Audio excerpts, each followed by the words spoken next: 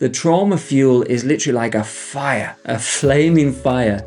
This is what the trauma fuel does to you. It makes you feel like you need to prove yourself again, like you need to get back out there and show them. Show the people who left you that you've made it. Show the people who said you couldn't do it that you could. That's a trauma. Trauma fuel's okay to run on temporarily because it's powerful. It will get you into action, but ultimately it's not sustainable. Ultimately, you're going to be in a pretty dark place, constantly fueled by negative emotions and negative energy. In this video, we're going to be talking about running on trauma fuel, as I like to call it. This was a thing that I noticed within me. Again, all the things I share are from direct real life experience, and going through years of hospital visits, surgeries. Maybe you know my story by now, so I won't get into it fully. You can watch some of the older videos, but what it was like to have those traumatic times, all those difficult, dark emotions of frustration and bitterness and resentment and sadness and grief, and having that as the fuel to then motivate me going forward. We're going to talk about exactly what that looked like for me. I'm going to relate it, as always. You can relate this to you in your own life if you see any similarities, and how I got out of that trap. Because, disclaimer here, the trauma fuel, it works, it's bloody powerful, but it's not something you want to be running on all the time. So when I went through the hospital surgeries, this was over several years.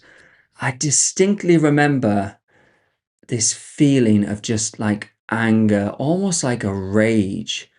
It was like a rage of like, just everything was in there. You know, when you're in hospital for years on end and major surgeries, and you're seeing other people on social media getting on with their lives, getting married, you know, being successful, going on holiday, making money.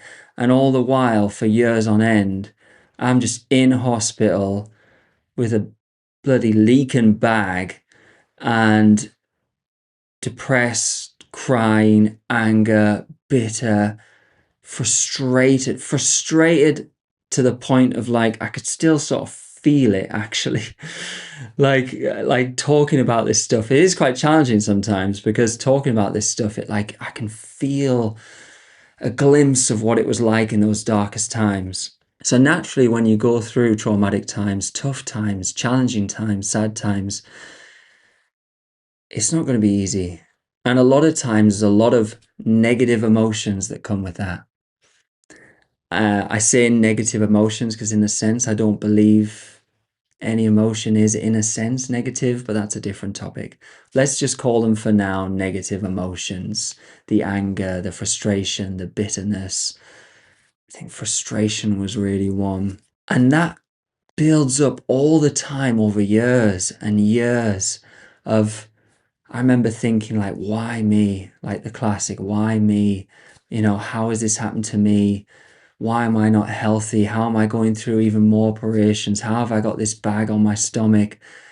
And it was really challenging because I was also coming out of the singing, performing industry. So to think that I'd never be on stage again, I'll never get my life back again, and seeing, you know, everyone on Facebook and Instagram like, oh, I'm so pleased to announce, you know, I've just got on with something. It was bloody hard. I mean, I want to swear there, but I won't. It was really, really challenging. And all that created something that I call trauma fuel. Those negative emotions are strong. In a sense, the negative emotions are stronger than positive emotions. This is backed up by scientific studies that people are twice as motivated, or I don't know the exact thing, but it's definitely more, at least twice as motivated to move away from something they don't like than something they do like. So negative motivations are more powerful than a positive, beautiful vision that you're going towards generally. And my word, did they invoke that feeling of, I just want to be someone again. I just want to be out there again. I just want to have friends again. I just want to have a career again, a bit of money again. And it stirred up such a fire. The trauma fuel is literally like a fire, a flaming fire. And this is why this is an important topic. Stick with this, because a lot of people have this fire. I don't really want to start mentioning names of celebrities or people you may know, so I'll let you do that for yourself. But there's a lot of people out there who are very successful on the outside, but I can tell that they're running on trauma fuel. There's still like a bitterness there, and an angst and an anger and a frustration. They're still trying to prove something. This is what the trauma fuel does to you. It makes you feel like you need to prove yourself again, like you need to get back out there and show them. Show the people who left you that you've made it. Show the people who said you couldn't do it that you could. That's a trauma. I mean, on my scale, it was quite dramatic, obviously, being, having life-saving operations and changing my whole life. And this went on for years. But a small trauma fuel could be that, like, teacher said at school you'd never make it, or your parents said you wouldn't amount to nothing. That's still a trauma fuel, and that creates such fire, such explosive fire. And I remember when I was healthy enough again, after, we're talking like 5 years of hospital operations and having a bag and feeling shame and guilt. When I came out, man, I came out the blocks. Like, I came out and I was like, right, I'm going to be a vocal coach, because before I was a singer. And the vocal coach was like the vehicle that I was using to be someone again, to be successful again, to get out there, to make a bit of money, to meet some women again, and all this stuff. But underneath it all, it's this feeling of that there's a lack there. There's something empty. There's something missing. There's something that you don't feel like you're enough. And the trauma fuel does that. It gives you all the frustration and all the angst and all the shame and all the worry and all the anxiety and all the why me, and it puts it into something positive. Now, here's the nuance of this conversation, is that there's a lot of people that would say at this point, two sides to the argument, right? I like this. Some people would say, well, it doesn't matter. If that's what gets you there and it gets you successful, and you've got to beat yourself up and you've got to remind yourself that you're worthless and you've got to be really tough on yourself, then it doesn't matter if you've got the subscribers and the women and the cars and the money and you're doing successful on the outside. And a lot of people do this. I know I've seen a lot of people that are running on trauma fuel that don't want to let go. They don't want to let go because that angst is fueling them. It's pushing them forward of like, I've got to prove and I've got to be better and I've got to be number one. But what is the psychology underneath that? So that's one camp of people that say, well, it doesn't matter as long as you get the external results, keep the fuel going. And then there's the other camp of people that tend to be more psychologically evolved, actually, more spiritual, that would say, you shouldn't run on trauma fuel at all. You should be working towards a beautiful vision. You shouldn't have any negative emotions. We want to just have a positive vibe and flowy energy going on. But here's the key insight. The key insight is that trauma fuel's okay to run on temporarily because it's powerful. It will get you into action, but ultimately it's not sustainable. Ultimately, you're going to be in a pretty dark place if you're constantly fueled by negative emotions and negative energy. It'll work, but you'll be up and down, up and down. You'll be achieving major things at one point and it'll feel great.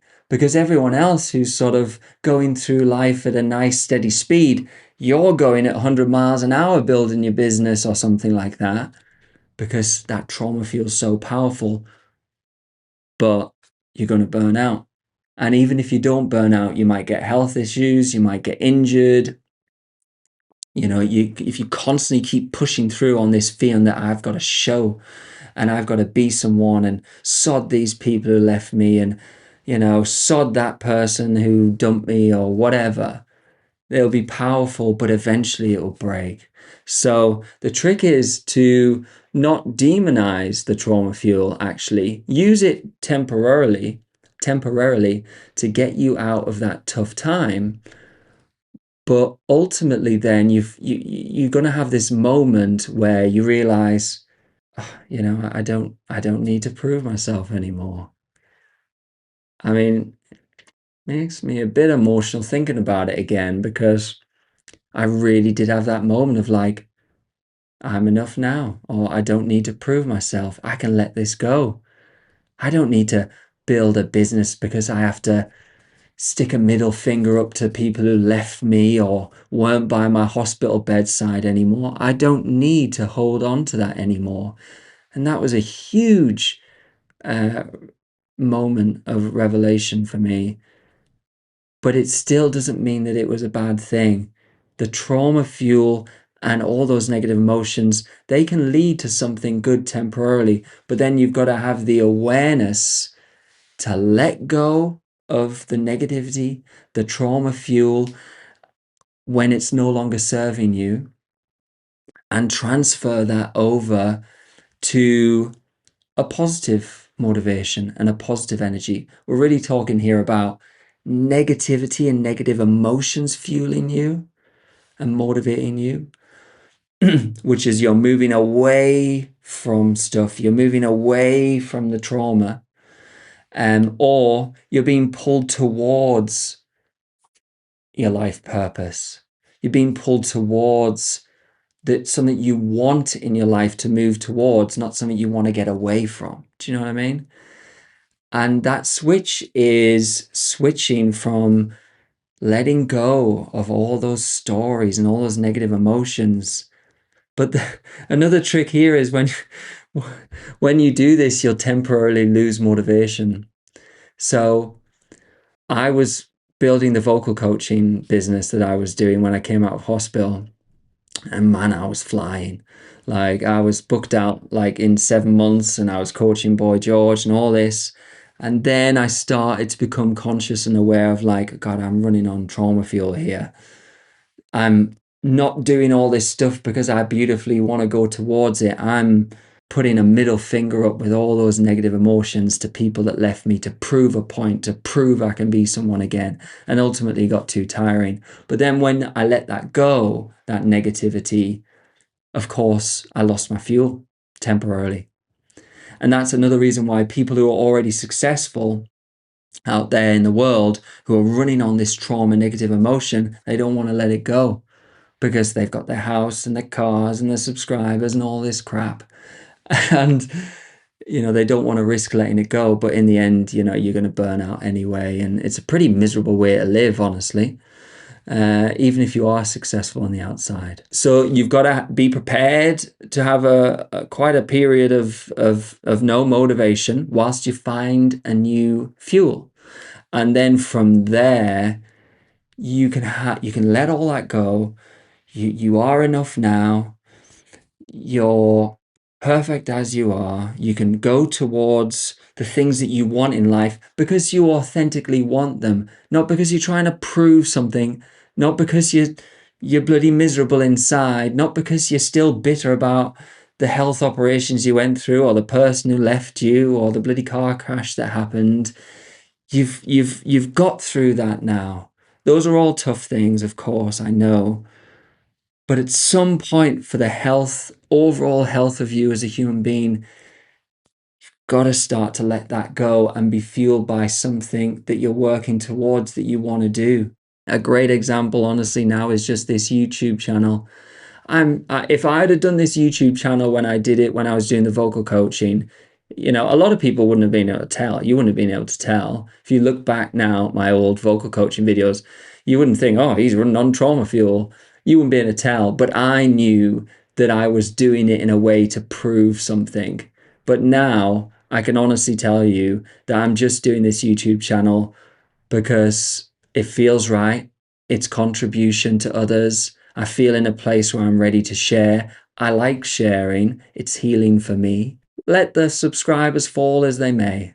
Let the viewers fall as they may, because I'm doing this anyway for 10 years, at least.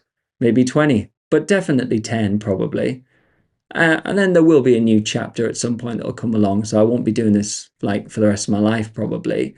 But still, like, I'm just doing it because I want to do it, because I want to share, because you switch from that negative fuel of like, I'll show them, and you let all that go. And it's just like, how can I contribute? How can I be of service? How can I put out really nice videos that I really want to make? They're important to me and hopefully important to others. And I'm doing it just because I just want to share. And I've realized that I miss that. I miss being creative.